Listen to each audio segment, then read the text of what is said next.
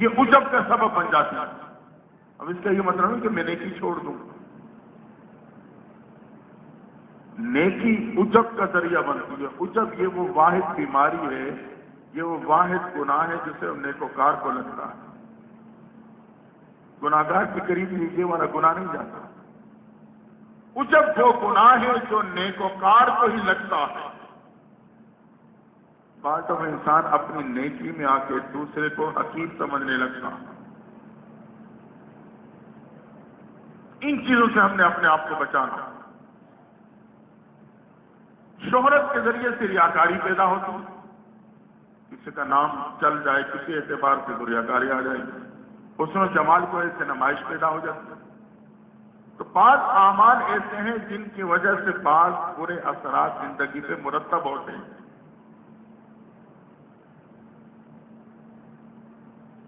مختصر یہ کہ ہم نے مادیت کو بالکل چھوڑ تو نہیں سکتے، یہ ضرورت ہے، لیکن روحانیت کو بالکل چھوڑ دیا تو پھر دنیا اور آخرت کا خسارہ۔ کاروبار کریں، نمازیں بھی پڑھیں، مال کمائیں، زکات بھی دیں، دھوکہ نہ دیں، ظلم نہ کریں، گناہوں سے اپنے آپ کو بچانے کی کوشش، یہ آپ کو روحانیت کے اعتبار سے بلندی دے گی، اللہ کا قرب ملے گا۔ قرب کی وجہ سے اللہ کے ساتھ مضبوط یقین والا تعلق نصیب ہو جائے گا، جو میرے اور آپ کی زندگی کا مقصد ہے۔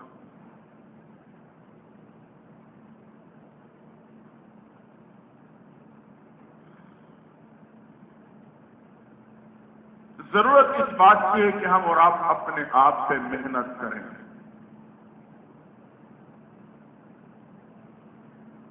ذہن میں بات آئے کہ میں کیسے محنت کروں؟ آپ دیکھیں انسان لکڑی پہ محنت کرتا ہے، اسے کتنا خوبصورت بنا دیتا ہے، خوبصورت فرنیچر بن جاتا ہے، خوبصورت گلدستہ بن جاتا ہے، خوبصورت صوفہ، خوبصورت ٹیبل، کیا سے کیا بنا کے رکھ دیتا ہے، لکڑی پہ محنت کی۔ لوہے پہ انسان نے محنت کی، اسے ہوا میں اڑا کے دکھا دیا۔ محنت کے نتیجے میں اسے اتنی پرواز ملی۔ یہ محنت کرنے والا انسان ہے۔ اب اگر یہ انسان اپنے آپ پہ محنت شروع کر دے تو اسے کتنی بلندیاں مل جائیں گا۔ اپنے آپ پہ محنت، اپنی چھانٹ کاٹ کرتا رہے، خودرو پودا نہ بنے۔ جو خودرو پودا ہوتا ہے نا، اس سے جھاڑی بن جاتی ہے، پھر اس میں حشرات پیدا ہو جاتے ہیں، اس کی قریب سے کوئی گزرنا پسند نہیں کرتا، اسے گھر میں لانا کوئی پسند نہیں کرتا۔ ہاں، جس کی کاٹ چھانٹ ہوتی ہے، مالی کی نگرانی میں ہوتا ہے، وہ خوبصورت پودا بنتا ہے۔ آپ دیکھو پودوں سے کیا کیا نقشے بنائے ہوئے ہوتے ہیں کٹنگ کے ذریعے، کبھی کیسی کٹنگ کی، کبھی کیسی کٹنگ کی، ایک خوبصورت منظر پیش کرتے ہیں۔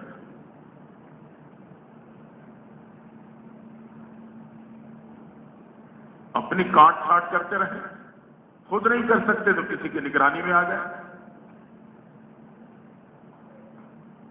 خود اپنے آپ پہ توجہ دیں۔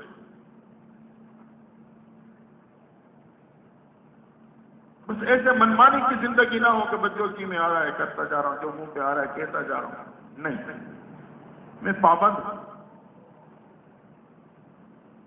اللہ اور اللہ کے نبی کے احکامات کا پابند ہوں۔ جب میں اپنی اس طرح کاٹ چھانٹ کرتا رہوں گا، حلال حرام کو دیکھوں گا، جائز ناجائز کو دیکھوں گا، اپنا پرائے دیکھوں گا، کاروبار میں ہے، گھر بار میں ہے، ذاتی زندگی میں ہے، میری اصلاح ہوتی جائے گی، میرے میں خوبصورتی آتی جائے، روحانیت بڑھتی جائے گی۔ تو آج اس بات کی ضرورت ہے۔ اگر ہر بندہ اپنے آپ پہ محنت شروع کر دے، ایک خوبصورت معاشرہ تشکیل پا لے گا۔ اپنے اخلاق پر، اپنے کردار پر چھوڑ دے دوسروں کو، ہم ہر وقت دوسروں کے بارے میں وہ ایسا وہ ایسا وہ ایسا، اپنی فکر کریں، دوسروں کی خبریں جمع کرتے پھرتے اپنے آپ سے بے خبر۔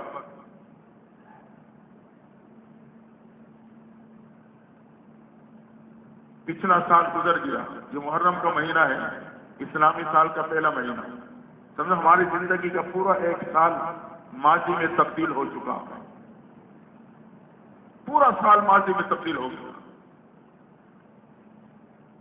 اب ہم ایک نئی زندگی کا آغاز کریں، اپنے غفلت سے نکلیں، گناہوں سے سچی پکی توبہ کر لیں، اللہ کے ساتھ تعلق کو مضبوط پختہ کرنے کی کوشش اور محنت کریں۔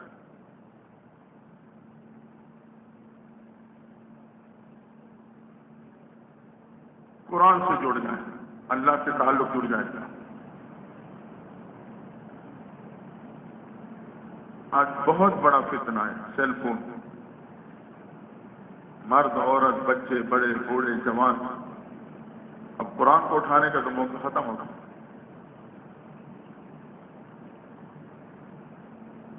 کسی سے بات کرو کہ نہیں میرے موبائل میں پورا قرآن ہے جی، پورا قرآن ہے میرے موبائل میں۔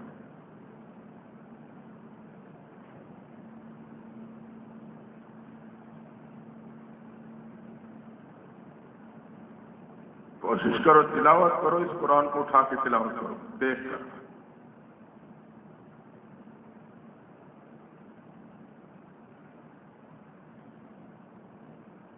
تو یہ میرے اور آپ کی زندگی کے نئے سال کا آغاز ہے، جانے والے چلے گئے، کتنوں کے ہم اور آپ نے جنازے پڑھے، کتنوں کے جنازے اٹھائے، کتنوں کو قبروں میں اتارا، سب کو دیکھ کے آتے ہیں، قبرستان تک دفنا کے آتے ہیں، پھر ہم اپنا راستہ بھول جاتے ہیں۔ ہمارا بھی وہی راستہ ہے، جس قدموں سے ہم گئے ہیں دفنانے کے لیے اور وہاں سے واپس آئے، ہماری بھی وہی منزل ہے۔ ہم سمجھتے شاید ہمارا یہ راستہ نہیں ہے، یہ منزل ہماری نہیں ہے، اس کی تھی یہ پہنچ گیا۔ تو ہم اور آپ بھی اسی راستے کے راہی ہیں، غفلت کی نیند سے ہمیں جاگنا پڑے گا۔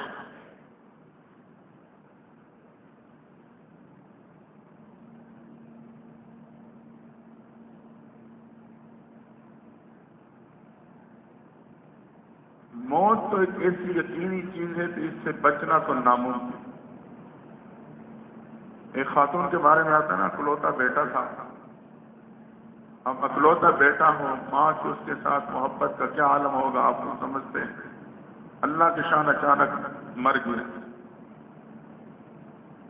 اب ماں صدمے کی وجہ سے موت کی حقیقت سے انکار کر گئی۔ وہ فوت ہو چکا ہے، ماں اس سے باتیں کر رہی ہے، بیٹا کیا بات ہے، کیوں ناراض ہے، بولتا نہیں، دیکھتا نہیں، پہلے گھر آتا تھا امی امی کہتا تھا، میرے سے آ کے لپٹ جاتا تھا، اب دیکھنا بھی گوارا نہیں، یہ باتیں کر رہی ہے اور ساروں قطار رو رہی ہے کہ بیٹا نے مجھے دیکھ رہا ہے، میرے سے بول رہا ہے۔ پڑوس والوں نے جب شور سنا تو وہ آ گئے، دیکھا کہ بیٹا فوت ہو چکا ہے اور ماں اس عالم میں ایسی باتیں کر رہی ہے، صدمے کی وجہ سے موت کی حقیقت سے انکار کر بیٹھے۔ کہا ماں یہ فوت ہو گیا ہے۔ اس نے کہا نہیں میرا بیٹا نہیں فوت ہو سکتا، وہ مجھے چھوڑ کے نہیں جا سکتا۔ پھر بیٹے سے لپٹ گئی، بیٹا کیوں نہیں بولتا، آواز نہیں دے رہا، میرے سے بات نہیں کر رہا، دیکھ نہیں رہا۔ اب لوگ پریشان ہو گئے کہ تو معاملہ بگڑ جائے گا۔ کہنے کہ جلدی جاؤ ڈاکٹر کو بلا کے لاؤ۔ لوگوں نے کہا اچھا ہم لے کے آتے ہیں۔ اس کی تسلی کے لیے ایک ڈاکٹر کو لے آئے، اس نے اپنے طور پہ چیک چک کر کے تاکہ اسے تسلی ہو جائے کہ اماں یہ تو فوت ہو گیا۔ اس نے کہا نہیں میرا بیٹا فوت نہیں ہو سکتا، دوسرے کو لاؤ۔ دوسرے کو لایا گیا، وہ حقیقت کو تسلیم کرنے سے انکاری، عالم تھے بزرگ تھے، انہیں لے کے آئے، وہ اس کی کیفیت کو سمجھ رہے تھے۔ جب اس نے ساری باتیں سنی، اس کی کیفیت دیکھی، اس نے کہا اچھا میں ایسا کر، ایک کام تو کر ایک کام میں کروں گا، مسئلہ حل ہو جائے گا۔ تھوڑا سا حوصلہ ہوا، کیا کام کرنا ہے ہمیں، یہ برتن لے لو، محلے میں چلے جاؤ، اور جس گھر میں کبھی موت نے دستک نہ دی ہو اس گھر سے پانی بھر کے لے آؤ، وہ میں دم کروں گا، بچے کو پلائیں گے، معاملہ حل ہو جائے گا۔ اب ماں کو حوصلہ ملا، اس کی یہ ذہن، اس کے ذہن میں یہ بات تھی، ایک نہیں کئی گھر ایسے ملیں گے جہاں کبھی موت آئی نہیں ہوگی، یہ تو آسانی سے محلے سے میں پانی لے آؤں گی جلدی سے۔ وہ جو برتن لے کے نکلی، اپنے پڑوس سے شروع کیا، دستک کی، پوچھنے لگی موت تو نہیں آئی؟ بچی رو پڑی کہ میری ماں کی شفقت کا سایہ میرے سے اٹھ چکا ہے، میری امی فوت ہو چکی ہے۔ یہ آگے بڑھی، یہ تو اپنی پریشانی میں تھی، موت نے دستک تو نہیں دی، اس گھر میں موت تو نہیں آئی۔ ماں تڑپ گئی، میرا بیٹا تھا جو میرے سے جدا ہو گیا۔ اچھا، آگے گئی، مختصر یہ کہ محلے میں گھومتے گھومتے اب واپسی کا سفر شروع ہوا، کوئی گھر نہ ملا جس گھر میں موت نہ آئی ہو، حتیٰ کہ خالی برتن لیے اپنے گھر کے دروازے پہ پہنچے۔ جب داخل ہوئی، مولوی صاحب نے کہا، بزرگوں نے کہا، اماں پانی لے آئی ہو؟ لیکن نہیں، مجھے کوئی گھر ایسا نہیں ملا جس گھر پہ موت نے دستک نہ دی ہو، جس گھر میں موت نہ آئی ہو۔ اچھا، واقعی میرا بیٹا فوت ہو گیا۔ خود بخود اس حقیقت کو تسلیم کر گئی۔ تو اس کو ہم اسی راستے کے راہی ہیں، ہم دفنا کے آ جاتے ہیں، ہاتھ جھاڑ لیتے ہیں، شاید ہم نے ادھر نہیں جانا، خود تو نہیں جائیں گے لیکن ہمارے دوست ہمیں اٹھا کے لے کے جائے گا۔ یہ میرے رب کی مہربانی ہے، وہ گرفتار کرتا ہے دشمنوں کے ہاتھوں نہیں، دوستوں کے ہاتھوں، تاکہ میرے بندے کو گھبراہٹ نہ ہو، میرے بندے کو پریشانی نہ ہو۔ اس کے سب سے قریبی وہ جاتے ہیں، اس کی چارپی کو اٹھا کے لاتے ہیں، اس سے محبت کرنے والے اس کی چارپی کو لے کے قبرستان کی طرف جاتے ہیں، سب سے زیادہ تعلق والے اس کو قبر میں اتار کے مٹی ڈالتے ہیں۔ رب گرفتار کرتا ہے لیکن دوستوں کے ذریعے سے، مانوس رہے۔ دوستوں، اس کریم ذات سے تعلق جوڑ لیں، اس راستے پہ جانے سے پہلے اسے منا لیں، اس سے مانوسیت پیدا کر لیں، لیکن پھر قبر میرے اور آپ کے لیے جہنم کا گڑھا نہیں، وہ جنت کا باغیچہ بن جائے گا۔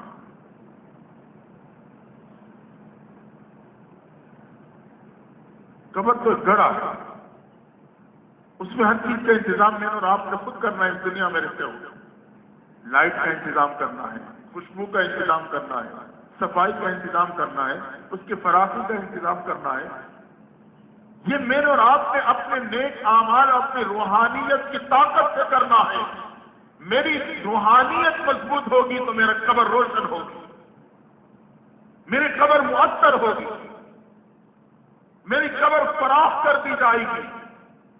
اس نیک اعمال کے اثرات، کوئی عمل لائٹ کا کام دے گا، کوئی عمل خوشبو کے کام دے گا، کوئی عمل اس کی فراخی کا کام دے گا، کوئی کہ یہ تمام تر وہاں کی ضروریات میں اور آپ دنیا میں رہ کر نیک اعمال کے ذریعے سے جو روحانیت پاتے ہیں، یہ روحانیت میرے اور آپ کی قبر کو بنا دے۔ آج دن اور رات اور صبح شام مادیت کی دوڑ ہے، دوڑ۔ تو کبھی کبھی اس حوالے سے سوچا کریں تاکہ کچھ نہ کچھ غفلت سے نکلے، کچھ نہ کچھ۔ حدیث میں آتا ہے، جب مسلمان کو قبر میں اتار دیا جاتا ہے، تا حد نظر اس کی قبر فراخ کر دی جاتی ہے، جہاں تک اس کی نظر جاتی ہے قبر فراخ۔ کتنے جب یہ اداسی محسوس کرتا ہے تو قبر فراخ ہو جاتی ہے، اس کی نظر پڑتی ہے، ایک خوبصورت شکل والا انسان وہ میرے طرف آ رہا ہے، اتنا حسن ہوتا ہے کہ یہ اسی میں گم ہو جاتا ہے، سارے فکر خیالات بھول گیا، اسی میں گم ہو گیا، اتنا حسین میں نے کبھی نہیں دیکھا۔ قریب آئے گا، تو کون ہے؟ کہ میں تیرے نیک اعمال ہوں، اللہ نیک اعمال کو مجسم کر دے گا، میں تیرے نیک اعمال ہوں، اب میں ہمیشہ کے لیے تیرے پاس رہوں گا، یہ اس سے اتنا مانوس ہو جائے گا کہ اس قبر میں اے سکون کی زندگی گزارنے لگے گا۔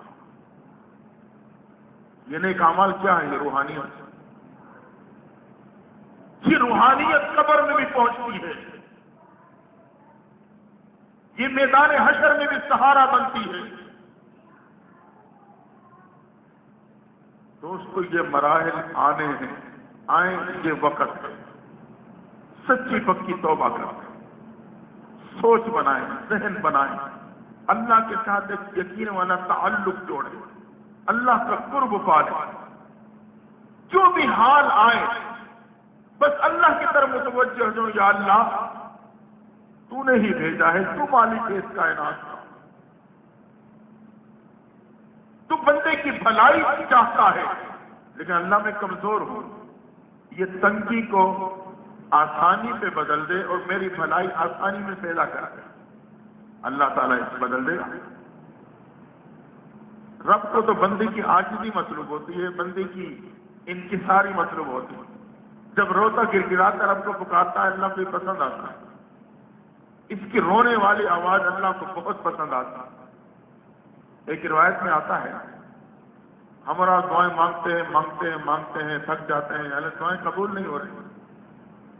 حدیث میں آتا ہے کہ اللہ تعالیٰ کو بعض دفعہ اپنے بندے کی التجا، روتے گڑگڑاتے ہوئے اللہ کو پکارنا، وہ آواز اللہ کو اتنی پسند آتی ہے کہ اللہ جبریل امین سے کہتے ہیں، جبریل اس کی ضرورت کو دھکیل دے، اس کی ضرورت کو اور آگے کر دے، اس کی ضرورت کو اور آگے کر دے، تاکہ یہ مانگتا رہے، پکارتا رہے، مجھے اس کی آواز پسند ہے، میں اس کی آواز کو سنتا رہوں۔ بعض دفعہ تاخیر میں یہ حکمت بھی ہوتی ہے، تو اس لیے اللہ سے مانگا کریں لیکن مایوس نہ ہویا کریں، تو سچی پکی توبہ کریں۔ زندگی کی ایک نئے سال کا آغاز سچی توبہ کر کے اپنے عملی زندگی میں قدم بڑھائیں۔ یا اللہ میرے پچھلے گناہوں کو معاف فرما، اللہ میں توبہ کرتا ہوں تو میرے گناہوں کو معاف فرما دے۔ وہ بڑا کریم ہے، اس کے ہاں کوئی کمی نہیں، وہ صرف معاف نہیں، وہ گناہوں کو بھی نیکیوں پہ بدل سکتا۔